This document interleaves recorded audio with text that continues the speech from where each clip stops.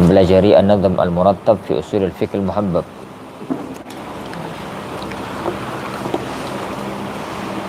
Kita masuk pada ucapan beliau, wan naskhu lil Qur'ani bil Qur'ani wa sunnatin bi sunnatil adnani wa tunsakhu as-sunnatu bil Qur'ani wal 'aksu dhani fihi ma qawlani. Syurutu naskhin kaunuhu insya'a ta'allurul jam'i tarakhin ja'a yu'rafu bin nasfi awil ijma'i aw qawli rawin faz zamana ra'i. Tep.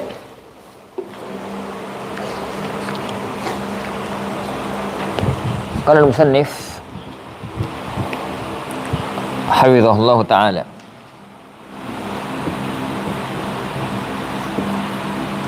wan naskhu lil Qur'ani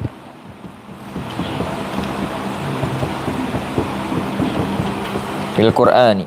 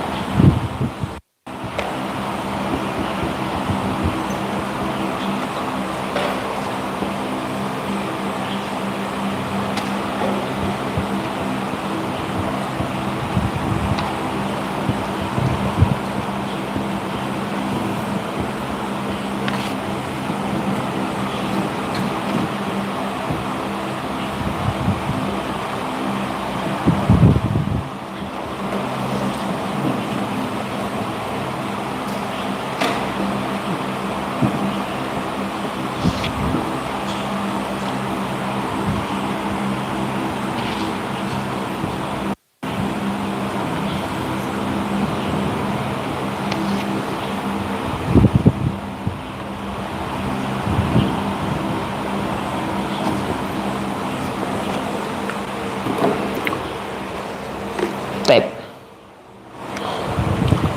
Qala al-musannif rahimahullah ta'ala, wan naskhu lil Qur'ani bil Qur'ani, dan menghapus Al-Qur'an dengan Al-Qur'an, wa sunnatin bi sunnatil adnani, dan menghapus as-sunnah dengan sunnah al-adnani, wa tunsakhu as-sunnatu bil Qur'ani, dan sunnah pun dihapus dengan Al-Quran, wal aksu, dan juga kebalikannya, dzani fihima qaulani, dua yang terakhir ini ada dua pendapat. Syurutu naskhin kaunuhu insya'a, syaratnya nasakh itu adalah insya'. Ta'allurul jam'i tarakhin ja'a, juga tidak bisa digabungkan dan tarahi. Yu'rafu bin nasfi, yu'raf kembali pada tarahi. Yu'rafu, tarahi itu diketahui dengan nas, awil ijma'i atau ijma', au qawli ra'in faz zamanu ra'i, atau ucapan perawi dan zaman itu perlu diperhatikan. Masalah ya ikhwan 4 bait ini membicarakan tentang satu permasalahan, yaitu tentang masalah an-nasakh wal mansukh. Dalam hukum usul fikih istilahnya adalah an-naskhu wal mansukh, tentang hukum nasakh.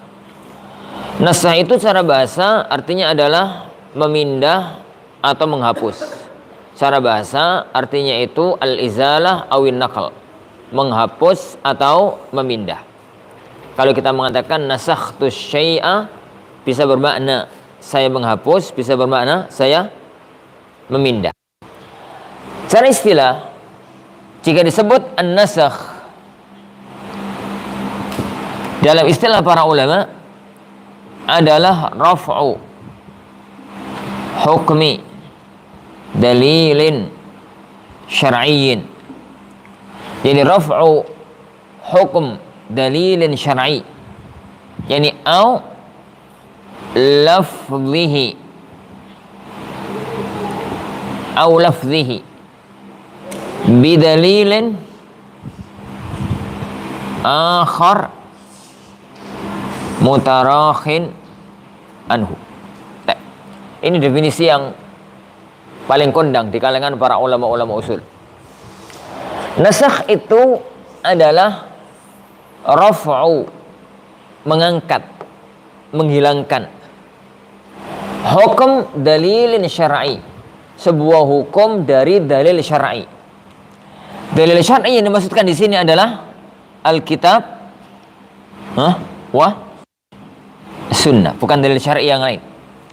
Jadi dalil syar'i di sini adalah raf'u hukum dalilin syar'i. Sebagian kitab-kitab usul lafadznya itu yani raf'u hukmi dalilin minal kitabi wa sunnah. Lafadznya itu. Jadi tapi kalau disebut syar'i begitu kemudian maknanya adalah kitab wa sunnah, nggak ada masalah. Karena tidak ada nasakh dan mansuh dalam ijma'. Tidak ada nasakh dan mansuh dalam qiyas. Yani nasakh dan mansuh adanya itu adalah dalam masalah ini. Oleh karena ya, sebagian ahli ilmi mereka mendefinisikan itu dengan rafa hukum dalil minal kitabi was sunnah. Minal kitab was sunnah. Jika difahami bahwasanya syar'i di sini adalah Alkitab was sunnah, maka definisi ini benar. Tapi jika dieyel, dipermasalahkan karena syar'i itu nggak mesti Alkitab was sunnah, maka definisi ini perlu diganti. Tapi definisi ini yang paling kondang di kalangan para ulama-ulama usul. Yang penting difahami aja, menghilangkan hukum dalil syar'i, maksudnya adalah dalil dari Alkitab dan As-Sunnah, tidak ijma' dan qiyas. Atau lafadznya yang dihilangkan itu bukan hukumnya, tapi lafadznya dengan dalil syar'i lain, dalil akhar, dalil yang lain, dalil dari Al-Quran dan As-Sunnah, mutarakhin anhu, yang datang belakangan. Jadi yang datang belakangan. Nah, itu adalah nasakh. Dengan contoh insyaallah lebih bisa difahami. Kita mengatakan bahwa yang namanya nasakh itu berarti dulu ada dalil yang pernah ada, dalil syar'i itu yang pernah ada. Kemudian dalil ini dihapus oleh dalil berikutnya. Dihapus yani oleh dalil berikutnya. Contoh tentang masalah ayat wasiat. Ya ayyuhalladzina amanu idza yani kutiba alaikum idza hadara ahadakumul maut yani in taraka khairanil wasiyatu lil walidaini wal aqrabin. In taraka khairan al wasiyatu lil walidaini wal aqrabin. Wahai orang-orang yang beriman, yani diwajibkan pada kalian jika salah satu di antara kalian itu sudah yani sudah mau mati, sudah sakaratul maut. Jika dia itu meninggalkan harta, intaraka khairan, jika dia itu meninggalkan harta yang banyak, maka kewajiban dia adalah al-wasiyatu, agar berwasiat kepada untuk kedua orang tua atau untuk para kerabat. Ayat ini tegas menunjukkan kepada kita disyariatkannya orang itu kalau mau meninggal dunia memberi wasiat harta dia, sebagiannya untuk keluarga, sebagiannya untuk kerabat. Sebagiannya ini untuk kerabat. Tapi kemudian ayat ini dihapus oleh Allah Subhanahu wa taala dengan ayat Al-Mawarith. Ayat Mawarith dalam surat An-Nisa panjang. Ini mulai dari yusikumullahu fi auladikum. Allah Subhanahu wa taala menjabarkan tentang siapa saja orang yang berhak mendapatkan waris. Nah, apa yang menunjukkan kepada kita bahwasanya ayat ini hukumnya dihapus dengan ayat ini? Sabda Rasulullah sallallahu alaihi wasallam, "Innallaha qad a'ta kulla dzi haqqin haqqahu fala wasiyata liwaris." Kata setelah ayat wasiat ini turun, jadi anak dapat sekian, istri dapat sekian, suami dapat sekian, ibu sekian, bapak sekian, pokoknya ini hak waris. Lalu Rasulullah SAW mengatakan, Innallaha sungguhnya Allah qad a'ta kulladzi haqqin haqqahu, telah memberikan semua orang haknya masing-masing. Di mana memberikannya? Di ayat waris. Maka kesimpulannya fala wasiyata liwaris. Setelah ini tidak ada lagi hukum wasiat untuk ahli waris. Gak boleh lagi memberi wasiat untuk ahli waris. Tidak boleh lagi memberi wasiat yani untuk ahli waris. Berarti Rasulullah memberikan kepada kita ayat ini menghapus ayat yang atas. Jadi ayat dalam An-Nisa menghapus ayat yang dalam Al-Baqarah. Jadi berarti nasihawan dulu pernah ada hukum. Dulu pernah ada sebuah hukum. Hukum itu munculnya dari sebuah dalil, dari Al-Quran maupun As-Sunnah. Kemudian hukum itu dihapus oleh dalil yang lainnya. Itu namanya An-Nasikh wal Mansukh. Jadi itu namanya Nasikh wal Mansukh. Jadi Nasikh wal Mansukh itu pernah ada hukum. Hukum ini paten sudah. Kemudian ada hukum lain yang merubahnya. Ada dalil lain yang merubahnya. Maka itu namanya Nasikh dan Mansukh. Ini tab itu jadi yang menghapus namanya nasikh gitu ya, yang dihapus namanya mansukh. Jadi fikihnya ini namanya nasakh.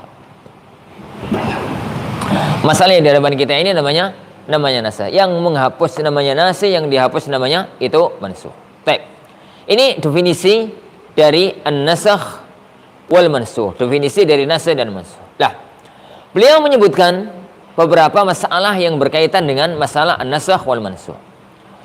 Beliau mengatakan, nasakh wal mansukh itu ada 4 macam. 1. Naskhu lil Qur'ani bil Qur'ani. Ini yang pertama. Menghapus Al-Qur'an dengan Al-Qur'an. Menghapus Al-Qur'an dengan Al-Qur'an. Yang kedua, wasunnatin bis sunnatin. Ini yang kedua. Menghapus as-sunnah dengan as-sunnah. Yang ketiga, menghapus as-sunnah dengan Al-Quran. Yang keempat, yakni wal akas, berarti menghapus wal akas dan kebalikan, berarti menghapus Al-Quran dengan as-sunnah. 2 yang pertama disepakati oleh para ulama. 2 yang kedua berarti nomor 4 diperselisihkan oleh para ulama. Itu mana ucapan beliau. Jadi beliau mengatakan an-naskhu lil Qur'ani bil Qur'ani, menghapus Al-Qur'an dengan Al-Qur'an. Ini muttafaq, disepakati oleh para ulama. Yang kedua, wasunnatin bi sunnatil adnani, sunnah dengan sunnahnya orang yang dari garis keturunan Adnan. Siapa beliau? Rasulullah SAW.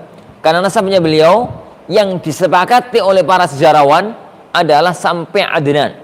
Jadi Muhammad ibnu Abdullah ibnu Abdul Muttalib ibnu Hashim ibnu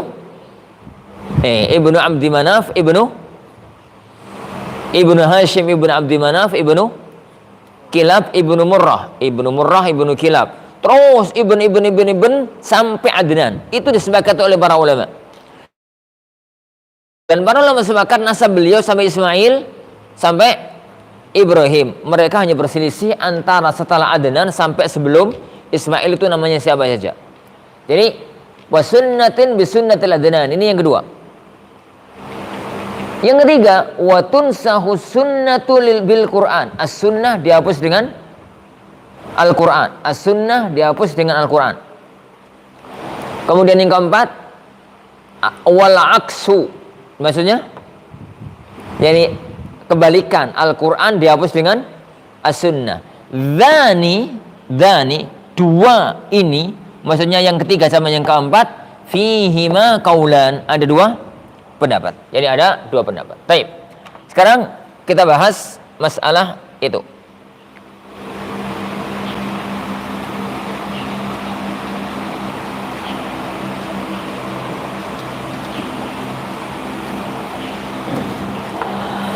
Kita lanjutkan sekarang pembahasan tentang anwa an-nasakh.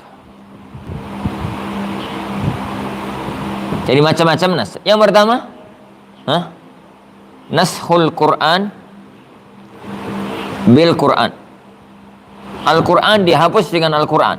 Ini hukumnya muttafaq indal ulama, muttafaqun alaih.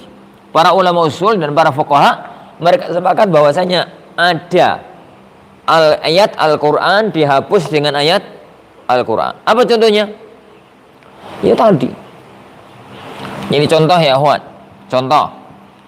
Ayatu al-wasiyah dihapus dengan ayatul mawaris. Jadi ayat wasiat dihapus dengan ayat wasiat, dengan ayat waris. Yang menunjukkan bahwasanya ayat wasiat dihapus dengan ayat waris adalah sabda Rasulullah SAW, innallaha qad a'ta kulli dzi haqqin haqqahu fala wasiyata liwaris. Allah itu telah memberikan kepada semua orang haknya masing-masing dalam waris, maka nggak boleh lagi memberi wasiat kepada ahli waris. Baik. Contoh yang lain adalah ayat tentang apa? Tentang iddatu al-wafah. Tentang iddatul wafah. Yang haulan kamilan dihapus dengan ayat fa'ata asyhur wa asyra. Ayat ini masih ada. Ayatnya masih ada. Jadi ayatnya masih ada. Dihapus dengan firman Allah Subhanahu wa taala bahwasanya ayat ini dihapus dengan arba'ata asyhurin wa asyra. Alladzina yatawaffawna minkum wa yadharuna azwajan yatarabbasna bi anfusihin, yani arba'ata asyhur wa asyra. Nah, contoh yang lain adalah ayatul musabarah. Dalam ayatu al-musabarah tentang dunia jihad dan berbagai macam yang lainnya. Yang penting, yani di sana banyak menghapus Al-Qur'an dengan apa ya, Wan? Al-Qur'an. Al-Qur'an dihapus dengan Al-Qur'an. Ada satu yang kelewatan tadi dalam definisi, kelupaan. Definisinya apa tadi? Nasa tadi apa? Yani rafa hukmu dalilin syar'i au lafzihi. Kelupaan lafaz ini. Atau lafadznya. Apa mana atau lafadznya? Kadang-kadang yang dihapus itu hukumnya, kadang-kadang yang dihapus itu lafadznya. Meskipun yang paling gondang hukumnya. Kadang-kadang yang dihapus itu hukumnya, lafadznya masih ada. Kadang-kadang yang dihapus itu adalah lafadznya, hukumnya masih ada. Hukumnya ini masih ada. Kita bahas nanti setelah bahas itu dulu. Tapi karena beliau hanya menyebutkan ini. Yang kedua ya, Wan, di sini beliau mengatakan nasakh as-sunnah bis-sunnah. Dan ini pun muttafaqun alaih. Disepakati oleh para ulama. Hanya ada dalil as-sunnah dihapus dengan dalil dari as-sunnah. Ini ada dalil as-sunnah dihapus dengan dalil dari as-sunnah. Baik. Apa contohnya, Wan? Contohnya banyak. Jadi sabda Rasulullah sallallahu alaihi wasallam, kuntu nahaitukum an ziyaratil kubur fazuruha fa innaha tudzakirukumul maut. Hadis ini menunjukkan bahwa dulu Rasulullah itu pernah melarang Melarang apa? Melarang ziarah. Jadi kuntu nahaitukum, aku pernah melarang kalian untuk ziarah kubur. Sekarang silahkan kalau mau berziarah. Jadi berarti menunjukkan dulu Rasulullah SAW itu melarang ziarah kubur. Lalu hukum larangan ziarah dihapus dengan hukum perintah disyariatkan ziarah. Ini berarti larangan yang ada dalam as-sunnah dihapus dengan perintah yang ada dalam as-sunnah. Larangan yang ada dalam as-sunnah dihapus dengan perintah yang ada dalam as-sunnah. Masalah dalam hukum ini juga adalah tentang masalah nikah al-mut'ah. Nikah mut'ah pernah dibolehkan oleh Rasulullah sallallahu alaihi wasallam. Kemudian beliau sallallahu alaihi wasallam melarangnya pada waktu peristiwa Fathu Makkah. Kemudian beliau sallallahu alaihi wasallam melarangnya pada waktu peristiwa itu. Dulunya boleh. Di awal-awal Islam itu nikah mut'ah itu boleh. Kemudian dilarang secara mutlak oleh beliau sallallahu alaihi wasallam pada waktu peristiwa Fathu Makkah. Jadi sunnah Rasulullah sallallahu alaihi wasallam dihapus dengan sunnah beliau sallallahu alaihi wasallam. Baik. Masalah yang ketiga. Masalah yang ketiga. Jadi nasakh as-sunnah bil Quran. Nasakh as-sunnah bil Quran. Ini masalah yang diperselisihkan oleh para ulama. Mukhtalafun fihi. Masalah yang diperselisihkan oleh para ulama. Apakah mungkin as-sunnah itu dihapus dengan Al-Quran? Dan apa ada contohnya? Dan apa? Jadi ada contohnya. Para ulama yang mengatakan, yang mengatakan bahwa ada as-sunnah yang dihapus dengan Al-Quran, itu pendapat yang paling kondang. Pendapat yang paling kondang di antara para ulama usul, mereka mengatakan as-sunnah bisa saja dihapus dengan Al-Quran. Kenapa? Karena Al-Quran lebih kuat. Karena Al-Quran itu lebih kuat. Tatkala Al-Quran lebih kuat, maka sangat mungkin untuk menghapus as-sunnah. Mereka mencontohkannya kali ini ya, Wan. Mereka itu mencontohkannya dengan masalah taghyir al-qiblah. Dari apa? Taghyirul qiblah. Taghyirul qiblah itu dari Baitul Maqdis menuju ke Ka'bah al-Musyarrafah. Dulu Rasulullah SAW itu kalau salat menghadap ke arah Baitul Maqdis. Kemudian oleh beliau sallallahu alaihi wasallam, oleh Allah Subhanahu wa taala dipindah ke arah Ka'bah. Kata sebagian ulama yang mengatakan boleh. Jadi ada Al-Qur'an itu menghapus as-sunnah itu ada.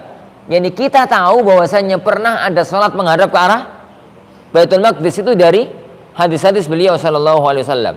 Tapi penghapusannya jelas-jelas dalam Al-Qur'an. Qad nara taqalluba wajhika fis sama' falanwalliyannaka qiblatan tardhaha. Kami telah melihat bagaimana wajahmu bolak-balik menghadap langit untuk menunggu turunnya wahyu. Sekarang falan walliyannaka qiblatan tardhaha. Kami palingkan kamu untuk sholat menghadapnya ke arah Ka'bah. Dan itu pendapat yang lahir. Pendapat yang lahir di antara para ulama usul bahwasanya bisa saja as-sunnah itu dihapus dengan Al-Qur'an. Dan contoh yang paling nampak adalah tentang perubahan arah kiblat. Dulu sholat itu menghadap ke arah Baitul Maqdis, dan kita tahunya sholat menghadap Baitul Maqdis itu dari perbuatannya beliau sallallahu alaihi wasallam, lalu dihapus oleh Allah dengan Al-Quran. Adapun yang terakhir, yang keempat adalah kebalikan dari yang ketiga, nashul Quran bis sunnah. Nashul Quran bis sunnah, menghapus Al-Quran dengan as-sunnah. Ini juga sama. Ini juga satu masalah yang diperselisihkan oleh para ulama. Ini juga masalah yang diperselisihkan oleh para ulama. Apakah mungkin Al-Quran itu dihapus dengan as-sunnah? Pendapat yang terkuat, maksudnya pendapat yang paling kondang di kalangan para ulama usul, tidak mungkin dan tidak ada contohnya. Jadi kalau mereka ini cenderung mengatakan Al-Quran dihapus dengan as-sunnah, itu nggak ada. Dalam artian nggak ada nggak mungkin dan nggak ada contohnya. Kenapa kok nggak mungkin? Hah? Karena bagaimanapun juga Al-Quran itu makomnya lebih tinggi dibandingkan dengan As-Sunnah. Makomnya lebih tinggi dibandingkan dengan As-Sunnah. Jadi tidak mungkin ada menghapus dan dihapus kecuali kalau benturan. Jadi kan hukum nasakh dan mansukh itu nanti salah satu syaratnya kan ini, insyaallah nanti ta'azzurul jama', nggak memungkinkan untuk dikompromikan. Jadi misalkan ya kawan, sekarang kalau ada ayat Al-Quran, ada sunnah Rasulullah SAW, ini kok benturan,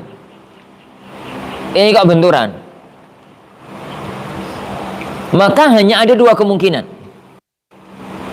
Kemungkinan yang pertama, imkaniyatul jama', memungkinkan untuk dikompromikan. Kalau memungkinkan untuk kompromikan, oh makna dari ayat ini begini, makna dari hadis itu seperti itu, gak perlu untuk dibenturkan, selesai masalah. Yang selesai masalah. Berarti di situ tidak ada menghapus, tidak ada yang dihapus, karena bisa dikompromikan. Yani karena bisa untuk dikompromikan. Contoh, antara firman Allah Subhanahu wa taala, wa an laisa lil insani illa ma sa'a. Gitu? Illa ma sa'a. Manusia itu tidak akan mendapatkan apa-apa kecuali yang dia usahakan. Kata sebagian kalangan, ayat ini benturan dengan semua hadis yang berkaitan dengan masalah menghadiahkan amal untuk orang yang telah meninggal dunia. Ini ada seorang mbak-mbak itu datang menghadap sama Rasulullah SAW. Dia mengatakan, ya Rasulullah, inna ummi tuwfiyat. Yani ya Rasulullah, ibuku wafat. Yani dan belum sempat berwasiat. Dan belum sempat untuk berwasiat. Dia nggak sempat wasiat, matinya dadak. Ya Rasulullah, yani afa atasaddaqu anha, bolehkah aku bersedekah atas nama ibuku? Kata Rasulullah SAW, silahkan. Naam, gitu. Silahkan kalau kamu mau bersedekah atas nama ibumu. Jadi sekarang berkaitan dengan hadis as-sadaqatu lil mayyit. Gitu ya? Berkaitan dengan masalah sedekah untuk mayit. Ini hadis yang berkaitan dengan masalah sedekah lil mayyit. Yang Anda katakan tadi ya, Ikhwan, apa lafadznya? Apa hadisnya? Ada seorang, yakni mbak-mbak yang menghadap sama Rasulullah SAW karena dia itu tahu-tahu ibunya meninggal dunia mati dadak. Nggak sempat ngomong, nggak sempat apa. Padahal beliau yakin kalau ibuku sempat ngomong mesti wasiat. Lalu anaknya ini ingin berbuat bakti sama ibunya, lalu mengatakan, afa atasaddaqu anha. Ya Rasulullah, bolehkah aku bersedekah atas nama ibuku? Maka beliau mengatakan, silahkan. Yang tasaddaqi anha, silahkan bersedekah atas nama ibu. Sebagian kalangan mengatakan ayat ini benturan hadis ini. Ayat ini, ayatu alaisa lil insani illa ma sa'a, benturan dengan hadis tentang menghadiahkan mayit. Ayatnya, orang itu tidak mungkin mendapatkan pahala kecuali atas dasar usahanya sendiri. Sedangkan hadis ini jelas-jelas menunjukkan bahwa orang itu bisa mendapatkan pahala dengan amal orang lain. Lepas dari masalah perincian yang ada dalam masalah ini. Kita bahas perincian, kita bahas fikih, kita bahas usulnya. Nah, kita katakan ya Ikhwan, hadis ayat sama hadis yang benturan semacam ini cuma ada dua kemungkinan. Kemungkinan yang pertama bisa dikompromikan. Oh, ayat ini maknanya ini, hadis ini maknanya ini. Selesai masalah, berarti nggak ada nasakh dan mansukh. Dan itu yang dilakukan oleh para ulama. Jadi mereka mengatakan ayat ini dengan hadis ini sama sekali nggak benturan.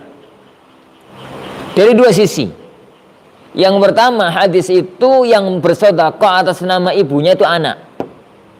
Dan perbuatan anak itu hasil usahanya wong tuane.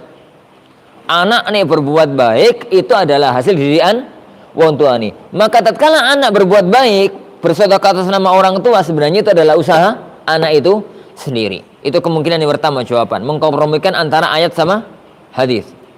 Kemungkinan yang kedua, ini hukum istitsna. Istisna itu pengecualian. Jadi hukum pengecualian. Hukum asalnya nggak boleh kecuali kalau yang begini dan begitu. Itu masalah tertentu. Jadi kalau begitu ya Juan, kemungkinan yang pertama, kalau terjadi benturan, maka kalau terjadi benturan, maka ayat sama hadis itu dikompromikan, dan kalau dikompromikan berarti tidak ada hukum nasikh dan mansukh. Taib. Kemungkinan yang kedua itu ta'adzurul jama'. Ta'adzurul jama'. Jadi ada ayat, ada hadis nggak mungkin dikompromikan. Ada ayat, ada hadis misalkan nggak mungkin dikompromikan. Misalkan ini ada ayat, kemudian ada al-ayat, kemudian ada al-hadis. Ini benturan dan nggak bisa dikompromikan. Kalau terjadi benturan dan nggak mungkin dikompromikan, maka mau tidak mau kita akan mengatakan hadis ini dhaif. Kenapa? Jangankan hadis benturan dengan ayat, hadis yang sahih benturan dengan hadis yang asah dan nggak bisa dikompromikan, hadis sahih itu jadinya apa ya Wan? Jadinya syadz. Ini kan dalam dunia ilmu riwayat, dalam dunia ilmu mustalah itu ada istilah hadis al-hadis asyadz. Apa itu hadis syadz? Hadis syadz ini masuk dalam jajaran hadis dhaif. Hadis syadz itu al-haditsu as-sahih, yani yang bertentangan dengan al-hadis al-asah. Hadis itu sahih, yani mattasala sanaduhu binaqli adlin dhabit. Sanadnya muttasil, perawinya adl dhabit. Tapi ternyata hadis itu bertentangan dengan hadis yang asah, lebih sahih, dan nggak bisa dikompromikan. Maka hadis sahih ini syadz, dianggap syadz, dan itu menjadi hadis yang dhaif. Jika hadis sahih bertentangan dengan hadis yang lebih sahih, nggak bisa dikompromikan, hadis sahih menjadi syadz, maka hadis sahih bertentangan dengan ayat, terus nggak bisa dikompromikan, ya lebih syadz, ya. Otomatis. Jadi lebih syadz. Dari sini maka nggak mungkin ada Al-Quran dihapus dengan As-Sunnah. Dan itu mazhab jumhur usuliyin. Nggak mungkin ada Al-Quran dihapus dengan As-Sunnah. Karena kalau sampai Al-Quran dan As-Sunnah benturan, maka cuma dua kemungkinan. Kemungkinan yang pertama bisa dikompromikan, berarti nggak ada nasikh wa mansukh. Kemungkinan yang kedua, kemungkinan yang pertama bisa dikompromikan, berarti nggak ada nasikh dan mansukh karena bisa dikompromikan. Kemungkinan yang kedua, nggak bisa dikompromikan. Kalau nggak bisa dikompromikan, mau nggak mau hadisnya yang digugurkan. Mau nggak mau hadisnya yang digugurkan. Ini kalau kita bahas teori. Kenapa kok yang keempat ini dikatakan Al-Quran dihapus dengan Al-Quran dibersihkan oleh para ulama dalam masalah itu? Kita katakan kenapa jumhur usuliyin mengatakan bahwasanya itu nggak bisa dengan konsep tadi atau dengan penjabaran tadi. Kemudian sekarang anggaplah wis bisa. Apa ada contohnya? Nggak ada contohnya. Jadi anggaplah sekarang anggaplah kamu mengatakan boleh. Apa ada contohnya? Ini nggak ada contohnya. Para ulama yang mengatakan ada contohnya itu menggunakan contoh ini. Menggunakan contoh ini. Oh. Kok hilang? Menggunakan contoh ini. Para ulama yang mengatakan boleh, itu mereka mengatakan ayatu al-wasiyah itu dihapus dengan qauluhu sallallahu alaihi wasallam la wasiyata liwaris. Ayatul wasiyah, ayat wasiat, ayat yang memerintahkan orang kalau mau meninggal dunia wasiat kepada keluarga. Dihapus dengan sabda Rasulullah la wasiyata liwaris. Tidak boleh ada wasiat untuk ahli waris. Kita katakan ini bukan ayat dihapus dengan hadis.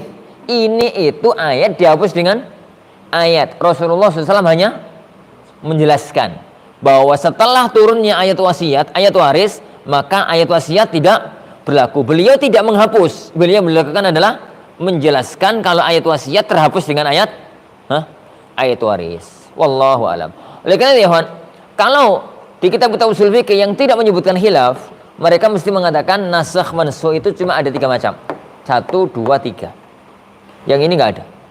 Yang keempat itu nggak ada. Tapi karena beliau ini kitab usul fikih awal ya bahas khilaf. Ini bahas khilaf. Ya karena ngambilnya dari lubul usul. Lubul usul bahas khilafnya juga masalahnya dan agak panjang di lubul usul. Jadi beliau mengatakan wa tunsakhus sunnatu bil Qur'an. Sunnah dihapus dengan Al-Qur'an. Dan ini selesai. Kemudian wal aqs kebalikannya Al-Qur'an dihapus dengan as-sunnah. Ini adalah masalah yang berselisihkan oleh para ulama kita. Tapi yang masyhur di kalangan para ulama usul bahwa Al-Qur'an itu bahwasanya nasakh itu 1, 2 dan 3. 1, 2 muttafaq, yang ketiga itu yang rajih di kalangan para ulama usul. Adapun yang keempat maka gak mungkin secara nadhari dan tidak ada contohnya secara contoh tatbik itu tidak ditemukan contohnya. Wallahu alam. Nah, ya kawan, ada masalah di sini? Hah? Rukhsah sama nasakh? Istisna sama nasakh? Istisna sama rukhsah. Oh, istisna sama rukhsah apa hubungannya? Terus? Kalau ada suatu hukum ternyata ada kayak seperti menyelisih boleh karena ini. Terus apa bedanya istisna sama rukhsah? Jadi istisna kok sama rukhsah sih? Jadi bingung aku. Rukhsah kan khilafu asli. Hah? Oh. Aku lihat Wan, istisna itu pembahasannya di dalalah. Rukhsah itu pembahasannya di hasil. Jadi bisa jadi hukumnya itu dianggap rukhsah, tapi pendalilannya dari hukum istitsna. Jadi yang kondang itu adalah apa bedanya antara istitsna dengan nasakh? Makanya anak tanya tadi. Ini tanya dengan nasakh. Jadi kalau pertanyaannya adalah istitsna sama rukhsah, jadi rukhsah itu hasil dari satu proses hukum. Hukum asalnya begini, kemudian hasilnya begini. Kalau terjadi demikian, maka itu namanya rukhsah. Prosesnya itu salah satunya adalah istitsna. Salah satunya adalah istitsna. Bahwasanya ada dalil ini, ada pengecualian ini, hasilnya adalah rukhsah semacam ini. Wallah. Taib ya. Ada masalah lain ya, Juan? Di sini. Ini penjelasan tentang ayat masalah orang itu mendapatkan apa yang pertama itu terus kemudian ayat itu kan kayak itu fitnah untuk anaknya kemudian sekarang banyak orang ngomong yang mungkin semuanya bisa gak ada fitnah. Itu masalah fikih. Dibahas apa enggak? Bahas ya. Ya wis ora apa-apa. Untuk didik ora apa-apa. Nyantai aja. Ya kan antum yang tanya. Sekarang pertanyaannya gara-gara anu bikin contoh ini. Ana tadi mencontohkan ini hanya untuk membahas satu masalah. Bahwasanya ada orang itu mengklaim Al-Quran dan As-Sunnah itu benturan. Dan gak mungkin ada nasakh wa mansukh kecuali kalau benturan. Kalau dianggap benturan. Nah, kalau terjadi benturan antara Al-Quran dan As-Sunnah, maka cuma 2 kemungkinan. Bisa dikompromikan, berarti gak jadi nasakh. Atau gak bisa dikompromikan, ta'adzurul jama'. Kalau gak bisa dikompromikan, maka hadisnya langsung jatuh. Menjadi hadis yang syadz. Dan hadis yang syadz itu adalah hadis yang lemah. Hadis yang lemah. Jangankan benturan dengan Al-Quran, sesama hadis sahih benturan dengan as-sah, maka hadis itu namanya syadz. Hadis itu namanya syadz. Lah, sekarang kita kembangkan masalah ini. Jadi kita kembangkan ya Ikhwan masalah ini. Kita hapus sebentar.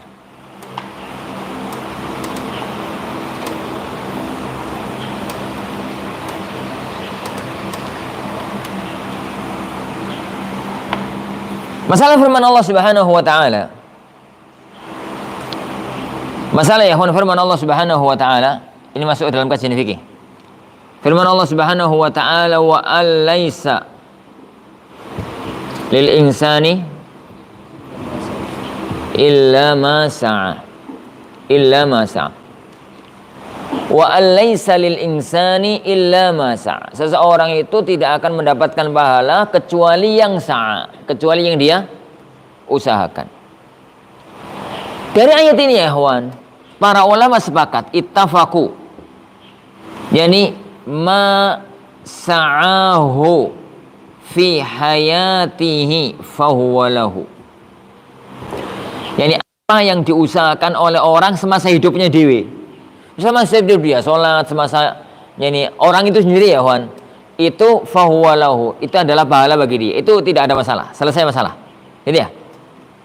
Yang kedua, yani ma sa'ahu fi hayatihi wantufi'a ba'da mamati fahuwa lahu. Jadi yang diusahakan selagi masih hidup tapi tetap ada manfaatnya setelah meninggal dunia, maka itu milik dia. Dan ini nggak benturan dengan ini karena jelas-jelas itu sa'ah. Semacam idza matal insan inqata amaluhu illa min salat. Apabila ada orang meninggal dunia, maka amalnya terputus kecuali tiga. Tiga-tiganya itu adalah di sini. Tiga-tiganya itu di sini. Yani shadaqatun syariah. Kapan sedekahnya? Masih hidup.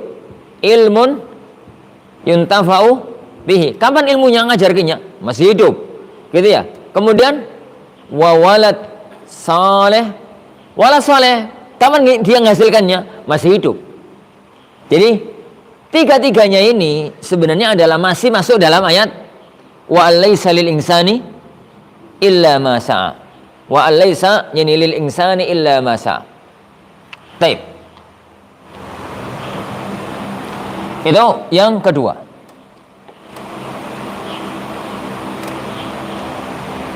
Yang ketiga, para ulama juga sepakat tentang mawassa kok tulisannya ngono toh? Mawassa bihil mayyit qabla mautihi fahuwa lahu. Tentang masalah wasiat. Ini ada orang wasiat toh, nanti nih aku mati, tanahku yang sana kasihkan masjid. Itu wasiat. Wasiat dia itu kalau dilaksanakan oleh keluarganya, maka dia mendapatkan bagian pahalanya ijma'an. Kali ini jelas. Kan kita bahas. Yang keempat ya ikhwan, tentang masalah ad-dain. Masalah utang. Kalau ada orang mati meninggalkan utang, maka siapapun yang bayarkan, maka itu yanfa lil mayyit ittifaqan, tidak ada khilaf di kalangan para ulama. Yang kelima yang tidak ada khilaf juga adalah doanya orang kepada orang yang telah meninggal dunia. 1, 2, 3, 4 dan 5 ini muttafaq indal jami', sepakat di kalangan para ulama kita. Taib. Dan anak kira tidak ada yang mempermasalahkan kelima masalah ini.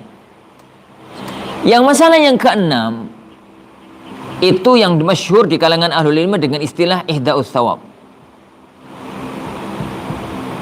Ihda'us thawab, menghadiahkan pahala kepada orang yang telah meninggal dunia. Ihda'us thawab, menghadiahkan pahala kepada orang yang meninggal dunia.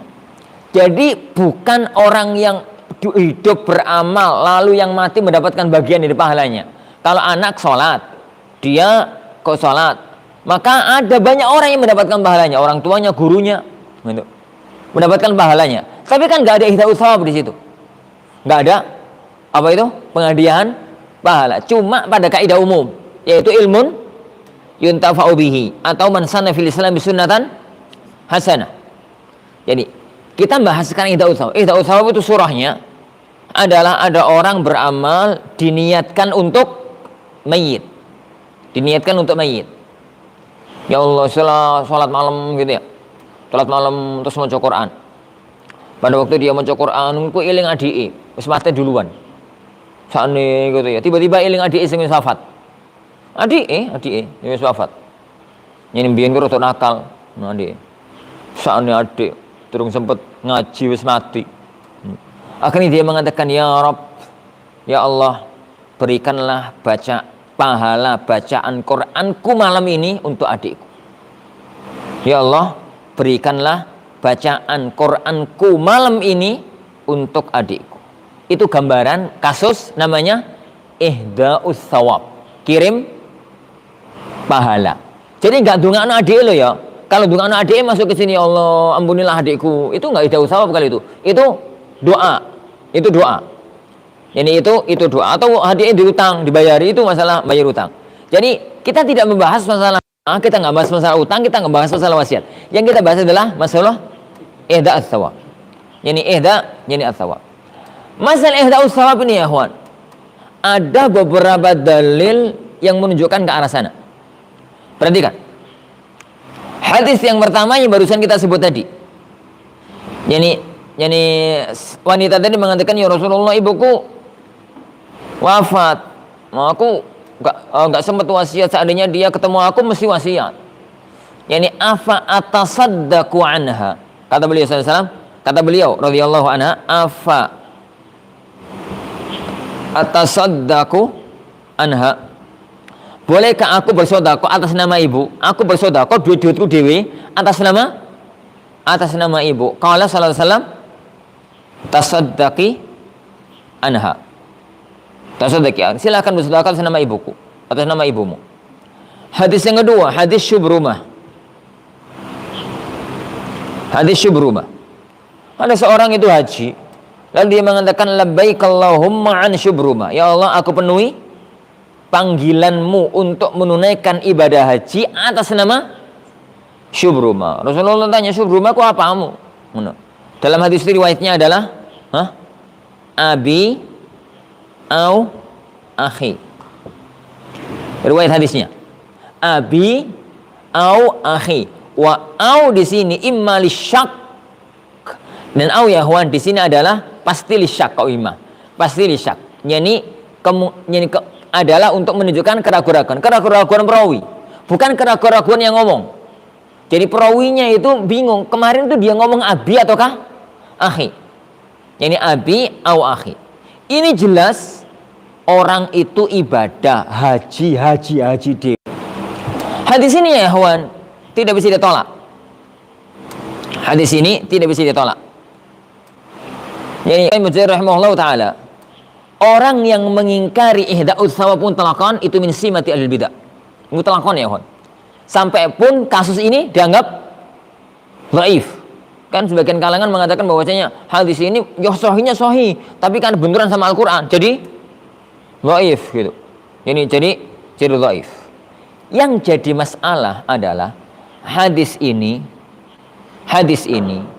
itu dihukumi istitsna dari ayat ini, pengecualian, ataukah ini itu dihukumi waqi'atu ain. Jadi hadis yang semacam ini apakah dihukumi at-takhsis ataukah dihukumi at-tamtsil? Yang itu adalah waqi'atu ain. Waqi'atu ain. Dihukumi at-takhsis berarti kalau kita mengatakan dihukumi takhsis, pengkhususan, berarti hukum asalnya orang itu gak oleh pahala apapun kecuali yang dia usahakan. Kecuali yang dia usahakan. Lah, adapun kalau ada orang kirim pahala, itu sah nih ono dalil khusus. Sah kalau ada dalil khusus. Dalil khusus ini ditinjau dari dua. Al-muhdi dan al-amal al-muhda. Al-muhda.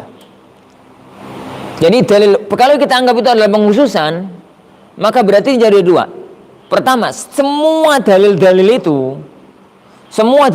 itu siapa yang menghadiahkan?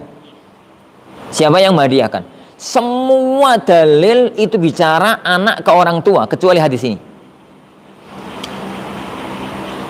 Yani al-walad lil walid. Gitu ya? Al-walad lil walid. Yani anak kepada orang tua. Anak kepada orang tua. Yang kedua, amal yang diadakan itu adalah sedekah. Kemudian al-hajj, as-siyam. Kemudian al-itak. Setawana. Yang ada dalil khusus. Jadi Rasulullah SAW itu membolehkan ini silahkan untuk orang tua, ini silahkan untuk orang tua, ini silahkan untuk orang tua. Adanya itu adalah sedekah kayak hadis ini. Adanya adalah haji. Adanya adalah siyam. Siyam itu dari hadis apa? Hadis Aisyah dalam Sahih Muslim. Man mata wa alaihi siyam sama anhu. Ini. Man mata wa alaihi siyam sama anhu wa waliyu. Man mata wa alaihi siyam sama anhu waliyu. Masalah puasa. Masalah al-itq. Masalah memerdekakan budak. Akhirnya mereka mengatakan, sebagian ulama mengatakan, karena ini dalil umum dan dalil-dalil ini dalil pengecualian khusus, maka dihukumi hukum takhsis, hukum pengecualian. Tatkala dihukumi hukum pengecualian, tidak boleh keluar dari teks hadis yang ada. Berarti yang boleh kirim pahala itu hanya anak ke orang tua sama amal-amal tertentu. Sama amal-amal tertentu. Yani anak ngajikan wong tua, yani anak mempuasakan orang tua, gitu ya. Anak memerdekakan budak atas nama orang tua. Kenapa hadis ini au dibawa kepada hadis lain lebih jelas? Karena ini gak jelas. Au, yani au, maka yang pasti yang jelas adalah abi. Mereka mengatakan wali di sini harus dibawa kepada makna yang jelas, yaitu anak. Akhirnya hukumnya adalah bagi para ulama yang mengatakan bahwasanya ayat ini umum dan hadis-hadis ini khusus, maka ini dianggap sebagai pengecualian.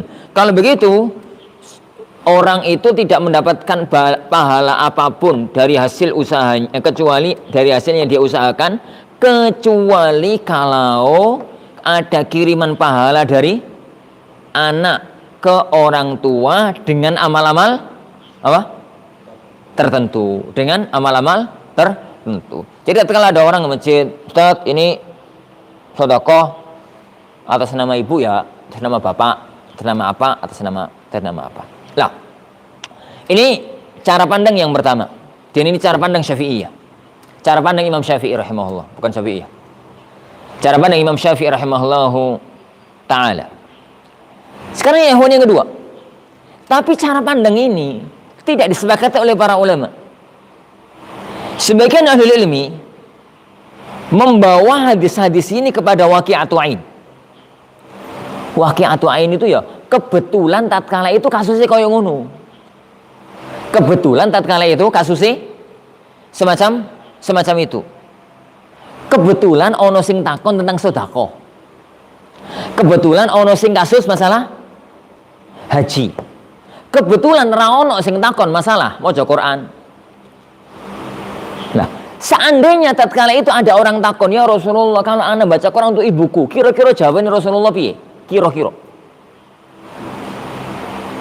Seandainya loh ini. Namanya juga seandainya. Kajian fikih buletnya kan gini, seandainya. Ini. Kebetulan tatkala itu mbak iki sing takon duwe. Afa atasaddaqu anha ya Rasulullah? Qala Rasulullah tasaddaqi anha. Apa saya boleh sedekah nama ibuku ya Rasulullah? Silahkan. Ini. Dalam riwayat yang lain, ya Rasulullah, kalau saya memerdekakan budak atas nama orang tuaku, bagaimana ya Rasulullah? Dia akan nyampe ke orang tuamu. Gitu ya. Kebetulan kasusnya itu adalah sedekah memerdekakan budak haji. Lah, seandainya tatkala itu ada orang takon, ada orang itu seandainya, ya Rasulullah, bapakku wafat, durung sempat banyak amal, tapi aku gak duit ya Rasulullah. Aku mau maca Quran ya Rasulullah untuk ibuku. Nyampe apa mboten ya Rasulullah? Kira-kira jawaban Rasulullah, kira-kira. Ya enggak jelas wong kira-kira kok. Namanya juga kira-kira ya, Ikhwan. Kira-kira. Di sini butuh analisis fikih. Di sini butuh analisis fikih. Jadi, apa bedanya antara puasa, haji, sedekah, pemerdekaan budak dengan baca Quran? Dengan baca Quran. Apa bedanya? Hah? Haji gak butuh duit. Haji kalau orang Mekah gak butuh duit. Puasa gak butuh duit. Apa bedanya? Mereka mengatakan gak ada beda nih. Berarti kalau begitu, kalau ini boleh, berarti amalannya juga boleh. Karena agama kita gak pernah membedakan dua yang sama. Tidak pernah membedakan antara dua yang sama. Akhirnya mereka mengambil kesimpulan, kalau begitu hadis-hadis ini hanya waqi'atu ain.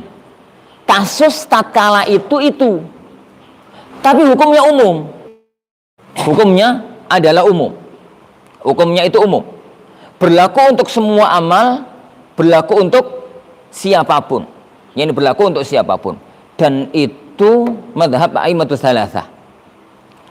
Abu Hanifah, Malik, Ahmad. Jadi madhab tiga madhab. Mereka mengatakan hadis ini untuk dibawa kepada pengecualian sulit. Karena kalau kita larang, kalau kita katakan baca Quran itu nggak boleh, apa terus bedanya antara baca Quran dengan poso? Kalau poso boleh kirim pahala puasa, kenapa kalau Quran nggak boleh? Ini. Kalau haji boleh, kenapa kalau Quran nggak boleh? Ini. Titik bedanya itu apa? Ini. Di situ kemudian terjadi titik pandang yang berbeda di kalangan para ulama. Akhirnya a'immatus salasah yang tiga, Abu Hanifah, Malik, dan Ahmad, mereka mengatakan ihda'us sawab itu am. Berlaku untuk semua orang, berlaku untuk apa?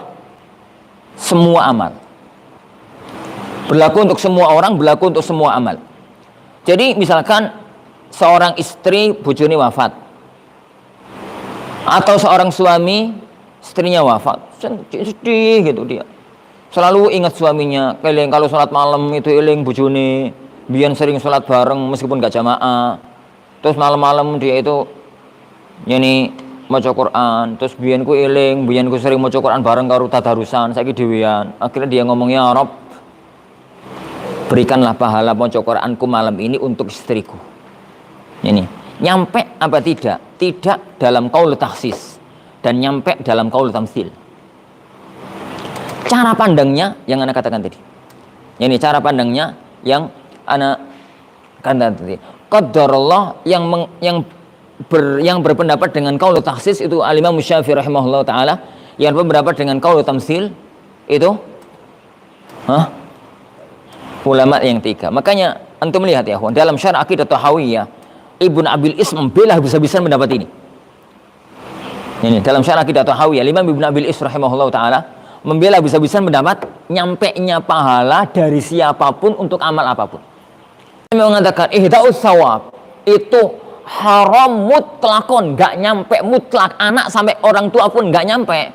Itu kata Ibnu Qayyim min ahlil bidah. Itu misi mati ahlil bidah. Oh, jelas ada apa meneh. Yang masih dalam koridor khilaf Ahlussunnah adalah amal itu khusus ataukah umum. Itu berlaku khusus untuk dalil-dalil ini atau berlaku umum untuk semua amal. Cara pandangnya dan cara analisis kajiannya adalah analisis yang semacam yang Anda sebutkan tadi. Kemudian kalau Anda mengatakan, "Loh Ustaz, kalau begitu tahlilan oleh." Siapa sih mengatakan tahlilan oleh? Ini. Apa hubungannya antara masalah ini dengan tahlilan? Ana hanya mengatakan ada satu masalah ilmiah, benar-benar ilmiah, masalah ihda'us sawab. Lah masalah ini jangan dibawa-bawa ke arah tahlilan. Banyak ikhwah itu sering terkecoh dengan kasus ini. Ada salah satu santri itu, santri saya kelas ustadz lah kalau di Al-Furqan itu, ustadz senior. Ke rumahku tangan dulu terus gemeter ngono. Kenapa ahi? Ngono. Apa ustadz ngono? Kenapa? Ada apa? Di tanganmu itu apa? Kitab. Kitab apa? Yani tahlilan menurut Al-Quran dan As-Sunnah. Oh, terus masalahnya apa? Masalah apa? Di dalam kitab ini Ustaz, katanya dinukil dari Ibnu Taimiyah, ada teksnya dalam Majmu' Fatawa kalau beliau mengatakan kirim pahala itu nyampe. Katanya di kitab itu juga ditulis, yakni nukilan dari Ibnu Qayyim, nukilan dari Syekh Muhammad bin Abdul Wahab, nukilan dari Syekh Ibnu Bas, nukilan dari Syekh Utsaimin. Benar tuh Ustaz? Benar. Katakan benar. Loh, benar Ustaz? Benar. Kalau nggak percaya, ayo lihat bukunya. Di depan anak kan ada Majmu' Fatawa di rumah. Satu, antum baca. Teks yang ada di kitab ini dengan yang ada di sini. Oke Ustaz yo, persis yo. Berarti boleh Ustaz. Kata Ibnu Taimiyah boleh. Nukilan ini nggak salah. Di titik ini buku ini benar. Loh, berarti kalau begitu tahlilan boleh Ustaz? Nggak boleh. Loh, kepiye toh? Kepiye toh? Antum sedang terkecoh ya. Antum sedang terkecoh. Banyak orang itu tidak mampu menelaah titik ini. Tatkala kemudian dinukil fatwa Ibnu Taimiyah, dinukil fatwa Ibnu Qayyim, dinukil fatwa Muhammad bin Abdul Wahab, dinukil fatwa Ibnu Bas, Syekh yani Ibnu Utsaimin, bahwasanya ihda'us shawab itu yang ini. Dan itu mazhab Hanabilah. Dan semua ulama yang Anda sebutkan tadi, Ibnu Taimiyah, Ibnu Qayyim, yani Muhammad bin Abdul Wahab, Ibnu Bas, Syekh Utsaimin, semuanya Hambali. Dan mazhab Hambali itu jelas sekali bahwasanya ihda'us shawab itu umum. Mau Quran dihadiahkan, ini sholat dihadiahkan, itu sah dalam mazhab Hambali. Ini itu sah. Ini dihadiahkan bukan kepada siapa-siapa, ya kepada koncone sing mati, kepada bojone, kepada pamane, kadang-kadang malah pada ponakane gitu. Atau malah tonggoi, pokoke gak pacare ngono wae. Oke, semacam itu. Semacam itu tuh nyampe. Dalam fikih Hambali itu persis kayak fikih Abu Hanifah rahimahullahu. Ini aneh senyum-senyum. Kenapa lu? Berarti tahlilan boleh Ustaz? Enggak, tahlilan itu enggak boleh. Ini. Tapi kok nyampe? Nah, itu masalahnya. Antum sering terkecoh. Banyak orang sering terkecoh dengan kasus ini. Pisahkan antara masalah tahlilan dengan masalah ihda'us shawab. Dan itu yang sering dilakukan oleh orang-orang tentang masalah membenarkan tahlilan. Jadi kalau kita bahas tahlilan ya, Wan. Kok tuh tadi ini gara-gara antum nih. Jadi nggak bagus usul fikih. Maka ini.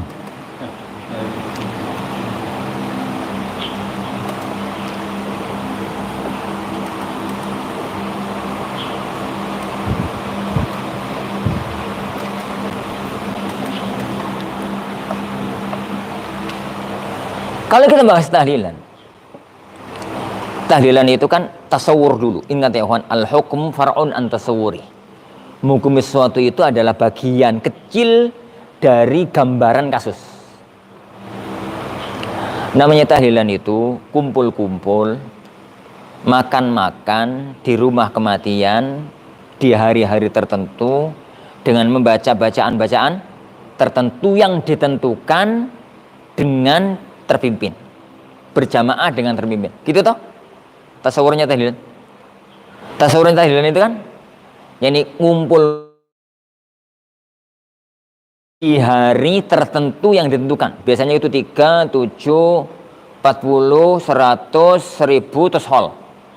Ini itu di hari tertentu. Dan makan-makan di situ, makan-makan di rumah duka, rumah kematian, makan-makan di situ. Membaca zikir-zikir tertentu yang ditentukan dengan tata cara tertentu berjamaah terpimpin. Itu surahnya tahlilan. Itu surahnya tahlilan. Sekarang yang kita bahas itu dulu. Pertama ya akhwan, yakni tahlilan itu bid'ah. Dari sisi tata cara zikir yang tidak pernah disebutkan oleh Rasulullah sallallahu alaihi wa ala alihi wasallam. Dari titik itu kita mengatakan tahlilan itu bid'ah. Di titik mereka melakukan cara zikir dengan cara yang tidak disebutkan oleh beliau sallallahu alaihi wasallam. Penjabarannya ini silahkan pakai hadisnya Abdullah bin Mas'ud, pakai semacam-macam, pokoknya semacam itu. Yang kedua, di dalam tahlilan itu ada an-niyahah, ada ratapan kematian. Sebagaimana dikatakan oleh Jarir Ibn Abdullah al-Bajali, beliau mengatakan, kunna na'uddu al-istima'a fi baitil mayyit minan niyah. wa sun'i ta'ami fihi fi baitil mayyit minan niha. Kami menganggap yakni kumpul-kumpul di rumah duka, makan-makan di situ termasuk niyahah. Wan niyahatu haram. Yani kata Rasulullah SAW, arba'un min ummati min umul jahiliyah. Ada 4 perkara di kalangan umatku itu adalah perkara jahiliyah. Di antaranya adalah an-niyah, ratapan kematian. Di dalam bid'ah itu, di dalam bid'ah. Yani di dalam apa tadi? Ini di dalam itu ada yani bid'ah bisa diluaskan sih. Yani ada perkara-perkara yang tidak ada tuntunannya. Menetapkan zikir, ya bid'ahnya tadi itu dari masalah zikir jama'i, dari masalah menetapkan zikir tertentu, masalah hari tertentu dan macam-macam. Tapi ya di dalam tasyabbuh bil kufar. Damai ada tasyabbuh. Kenapa ada tasyabbuh ya, Hon? Ya karena asal usul amalan itu adalah amalan yang diambil dari orang-orang Hindu. Amalan diambil dari orang-orang Hindu, diislamisasikan. Mungkin di zaman dulu para ulama-ulama kita di zaman Wali Songo itu mungkin jadi sesuatu yang ditolerir. Tapi kalau di belakang jadi masalah. Di zaman dulu ya, Wan, itu bisa jadi alasan mereka ditolerir. Tatkala Kanjeng Sunan Kalijogo sedang diskusi sama Kanjeng Sunan Giri mengenai masalah metodologi dakwah. Mengenai masalah ya, Wan, antum jangan pernah memahami ya, Wan, bahwasanya negeri kita itu bukan negeri ulama. Ini negeri kita itu bukan negeri ulama. Wallahi ya, negeri kita itu banyak alim. Dan itu memang kan yang anda sering katakan sama para santri dimanapun ya, Ikhwan, perkuat ilmiah, perkuat ya, Ikhwan, sisi-sisi ilmiah. Jadi jangan pernah mengatakan bahwa orang di luar kita itu bodoh. Banyak di antara mereka para ulama. Antum tahu Mahat Al-Fattah di Temboro? Ya. Antum tahu Mahat Al-Fattah di Temboro? Mahatnya orang-orang mahat nomor satunya orang-orang Islam, apa itu? Orang-orang Jamaah Tabligh. Ini mahat itu ya, Ikhwan, baru dianggap alumni kalau menguasai qiraah sab'ah dan kutubus sittah. Itu baru dapat syahadah. Jadi di sana itu 10 tahun, 15 tahun itu lumrah biasa, gitu. Dan itu maklum itu. Itu maklum ceritanya para jebol-jebolan Jamaah Tabligh itu. Antum mengatakan Jamaah Tabligh gak ngerti apa-apa, itu kan si melaku-melaku itu ya.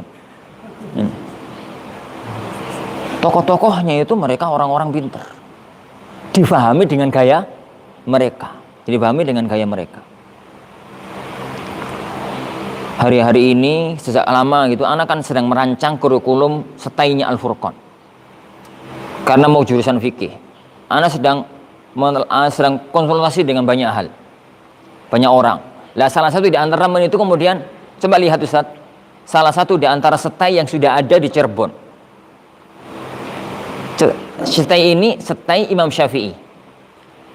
Yang mendirikan, yakni pimpinannya itu Syekh Muhammad Syekh Hasan Hitu. Anda sangat tahu siapa beliau. Ini seorang Syafi'i Asy'ari. Hah? Cianjur ya. Cirebon apa Cianjur? Bodoh-bodoh C-nya bingung aku. Cianjur. Taib. Oh. Coba lihat, Anda mau lihat kurikulumnya. Temen itu kebetulan punya orang dalam, punya konco gitu loh. Dikirimkan kurikulumnya, anak sampai pening. Astagfirullah. Kurikulum sekuat ini. Kurikulum ya kawan sekuat ini. Jadi tafsirnya mereka itu pakai tafsir Nasafi. Kurikulum hadis dari semester 1 sampai semester 8 itu hatam kutubus sittah.